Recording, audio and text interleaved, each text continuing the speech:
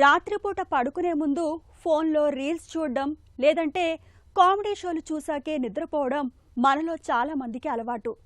కొందరికైతే ఒక సినిమా చూడందే నిద్ర పట్టదు. ఇలా నిద్రపోయే సమయాన్ని తగ్గించి స్క్రీన్ మీద ఎక్కువ సమయం గడిపే వాళ్ళందరూ భారీ మూల్యం చెల్లించుకోవాల్సిందే. రాత్రిపూట స్క్రీన్ టైం పెంచుతున్నామంటే సరదాల కోసం నిద్రను అమ్ముతున్నట్లేనని, దీనివల్ల కలిగే నష్టం మనం పొందిన ఆనందం కంటే చాలా ఎక్కువగా ఉంటుందని హెచ్చరిస్తున్నారు నిపుణులు. రాత్రిపూట అతిగా మొబైల్ చూడడం వల్ల కలిగే అనర్థాలు ఎలా ఉంటాయో ఇప్పుడు తెలుసుకుందాం.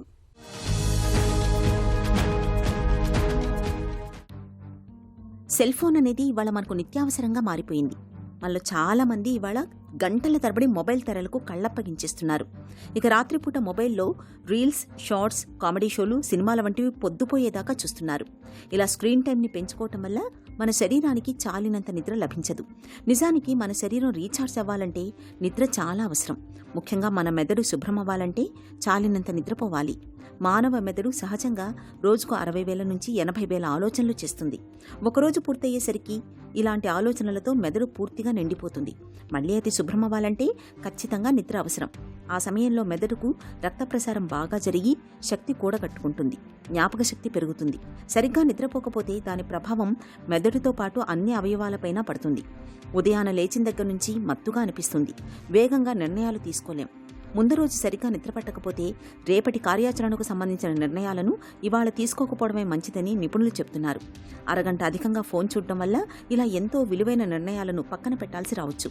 రాత్రిపూట ఫోన్ చూస్తూ మొబైల్ తెరకు కళ్లప్పగించడం వల్ల మొబైల్ నుంచి వెలువడే నీలి కాంతి కిరణాలు మన శరీరానికి విశ్రాంతి సమయం అని సూచించే మెలటోనిన్ అనే హార్మోన్ను అణిచివేస్తాయి.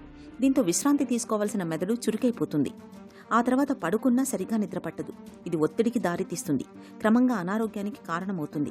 ఒకవేళ తప్పనిసరి పరిస్థితుల్లో స్క్రీన్ చూడాల్సి వస్తే డివైస్లో బ్లూ లైట్ బ్లాకింగ్ ఫీచర్ని ఎనేబుల్ చేసుకోవడం ఉత్తమం. ఇక రోజులో పనిచేయడం ఎంత ముఖ్యమో పడుకోవడం కూడా అంతే ముఖ్యం అని మనందరం గుర్తుంచుకోవాలి.